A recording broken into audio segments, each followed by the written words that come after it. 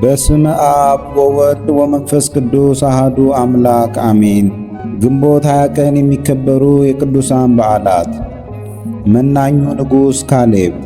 ቅዱሱን ንጉሥ አፄ ካሌብን በዓለም ያሉ አብያተ ክርስቲያናት በትልቁ ያከብሩታል። ኢትዮጵያ ውስጥ ግን አክሱም አካባቢ ካልሆነ ስም አጠራሩ እንኳ እየተዘነጋ ይመስለኛል። ነገር ግን ውለታው ምናኔውና ቅድስና የማይረሳ ነውና እንኳን በእምነት የሚመስሉን ይቅርና የማይመስሉን ምስራቅ ኦርቶዶክሶችና ካቶሊኮች ዓመታዊ በዓሉን በወርኃ ጥቅምት ያከብራሉ። ከአክሱም ነገሥታት በኃይሉም ሆነ በሃይማኖታዊ ቅድስናው አፄ ካሌብ ዋናው ነው። ቅዱሱ የነገሰው በ485 ዓመተ ምህረት አካባቢ ሲሆን እስከ 515 ዓመተ ምህረት ድረስ በዙፋኑ ላይ ቆይቷል። ከመልካም ትዳሩ አፄ ገብረ መስቀልን ጨምሮ ልጆችን ወልዷል። ስለ ቅዱስ አፄ ካሌብ እስኪ እነዚህን ነገሮች ብቻ እናንሳ። አንደኛ፣ በንግሥና ዙፋን ከመቀመጡ በፊት የሚገባውን መንፈሳዊ ትምህርት ጠንቅቆ ተምሯል። ሁለተኛ፣ ሃይማኖቱ የጠራና እጅግ የሚደነቅ ነበር። በእርሱ ዘመን ሃይማኖት ለነገሥታቱ የፖለቲካ ማስፈጸሚያ ነበር። እርሱ ግን እግዚአብሔርን በፍጹም ልቡ አምልኳል። ሦስተኛ፣ ለእመቤታችንና ለቸር ልጇ የነበረው ጥልቅ ፍቅር የተገለጠና የሚያስቀና ነበር። አራተኛ፣ ገና በዙፋኑ ሳለ ጸሎትን ያዘወትር ነበር። አምስተኛ፣ ዛሬም ድረስ ሁሉም ክርስቲያኖች የማይረሱትን መንፈሳዊ ቅንዓትን አሳይቷል።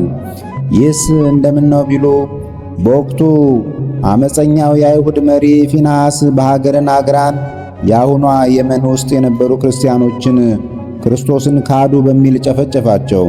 ከተማዋንም ለ40 ቀናት በእሳት አነደዳት።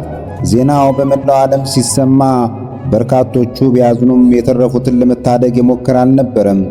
ቅዱስ አፄ ካሌብ ግን የሆነውን ሲሰማ ወደ ቤተ ክርስቲያን ውስጥ ገብቶ በግንባሩ ሰገደ። ወደ ፈጣሪም ጸለየ። ጌታዬ ሆይ የክርስቲያኖችን ደም መልስ ዘንድ እርዳኝ። እኔ በጦሬ ብዛት አልመካም። እኔ ተሸንፌ ክርስትና ከሚናቅ እዚሁ ግደለኝ ብሎ በበረሃ ላሉ መነኮሳት እንዲጸልዩ ላከባቸው። ጊዜ ሳያጠፋ በመርከብና በፈረስ በበቅሎና በግመል ናግራን የመን ደረሰ። ፊንሐስን ገድሎ ሰራዊቱን ማርኮ ክርስቲያኖችን ነፃ አወጣ። ደምና እንባቸውን አበሰ። አብያተ መቅደሶችን አንጾላቸው ወደ ኢትዮጵያ ተመለሰ።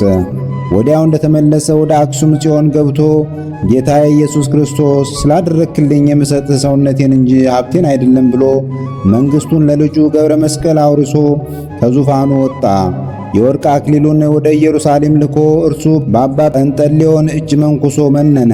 ከዚህች ዓለም ከአንዲት ረዋት ኩባያ ከአንዲት ሰሌንና ከአንዲት ቀሚስ በቀር የወሰደው አልነበረም። ከዚያም በባቱ ውስጥ በጾምና በጸሎት ተወስኖ አንድም ሰው ሳያይ በ70 ዓመቱ በ529 ዓመተ ምህረት አርፏል። ጌታችንም በሰማይ ክብርን አጎናጽፎታል። ለቅዱስ አፄ ካሌብ የተለመነ አምላክ ለእኛም ይለመነን፣ በጻድቁም ጸሎት ከመከራ ይሰውረን። ግንቦት 20 ቀን የሚከበሩ ዓመታዊ ቅዱሳን በዓላት።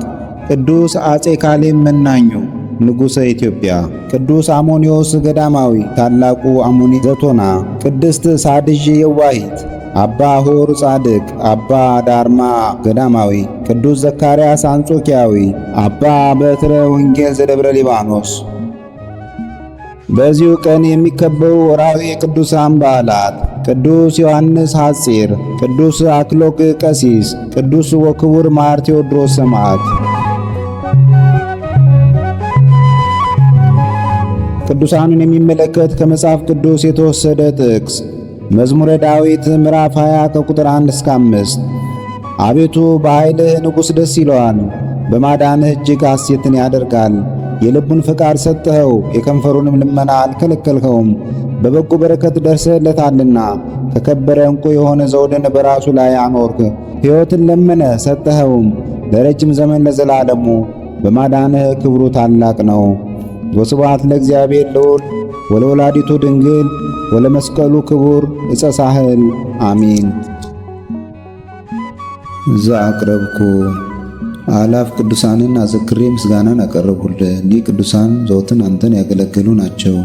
በድህነቴ የማነብልን መጽሐፍ ምስጋና ተቀበል። አንተ ብዙ ባለጠጎች ካገቡት ይልቅ የድሃዋን መበለት ስጦታን ተቀብላለና። ቅዱሳን የሆናችሁ ነቢያት፣ ለማስተማር የተመረጣችሁ ሐዋርያት፣ ሰማዕታት፣ ጻድቃን፣ ትጉሃን የሆናችሁ መላእክት፣ እናንተም ደናግል ቸር የሆናችሁ መነኮሳት ይህችን ጉባኤ አንድነታችን መባረክን ባርኩ። ስትባርኩም ከሕፃናቱ ጀምራችሁ እስከ ሽማግሌው ድረስ ይሁን። በብራና በወረቀት የጻፈውን ሊያስደርስ በገንዘብ ዋጅቶ ያጻፈውን አምኖ ያነበበውን ወደ ሌላ ልሳንም የተረጎመውንም በዝነ ልቦና አምኖ የሰማውን ከጠብ ከክርክር ከመከራ ከችግር በምትሰውር በእናቱ በማርያም ጸሎት ኢየሱስ ክርስቶስ ሁላችን አንድ ላይ ይማረን፣ ቅዱስ መንፈሱንም ይላክልን ከዛሬ ጀምሮ ለዘላለሙ ዳግመኛም እስኪመጣ ድረስ አሜን።